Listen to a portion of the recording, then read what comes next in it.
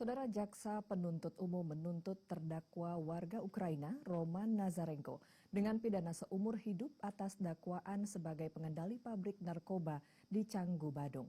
Melalui kuasa hukumnya, terdakwa bersikukuh bukan sebagai bos pabrik narkoba sesuai keterangan saksi terpidana lain yang dihadirkan dalam persidangan sebelumnya.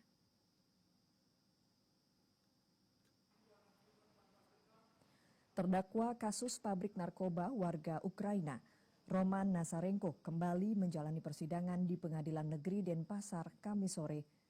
Kali ini majelis hakim yang diketuai Eni Martiningrum mengagendakan pembacaan tuntutan jaksa.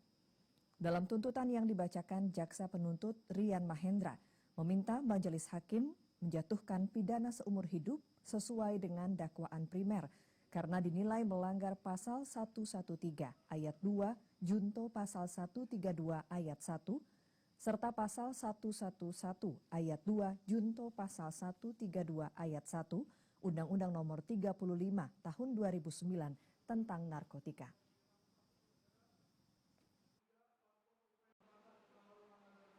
Dimaksud kami jaksa penuntut umum dalam perkara ini dengan memperhatikan ketentuan undang-undang yang berkaitan dalam perkara ini, maka kami selaku jaksa penuntut umum pada kejaksaan pribadi menuntut supaya majelis hakim Pengadilan Negeri Denpasar yang memeriksa dan mengadili perkara ini memutuskan: 1. Menyatakan terdakwa Roman Nazarenko bersalah melakukan tindak pidana narkotika sebagaimana diatur dan diancam pidana dalam pasal ke-1 primer, pasal 113 ayat 2 junto pasal 132 ayat 1.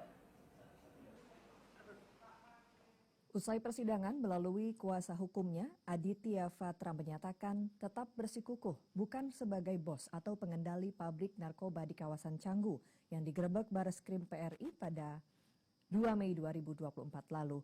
Sesuai keterangan saksi dua terpidana yang dihadirkan dalam persidangan sebelumnya, Ivan Volovod dan Mikta Volovod menyatakan bahwa pengendali pabrik tersebut adalah Oleg Kachuk, warga Ukraina yang hingga kini belum ditangkap.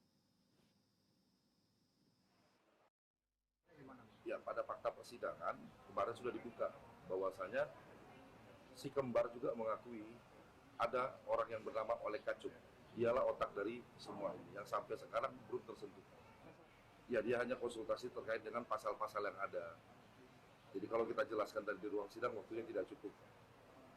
Dia merasa kenapa saya bukan bos dituntut dengan pidana seumur hidup.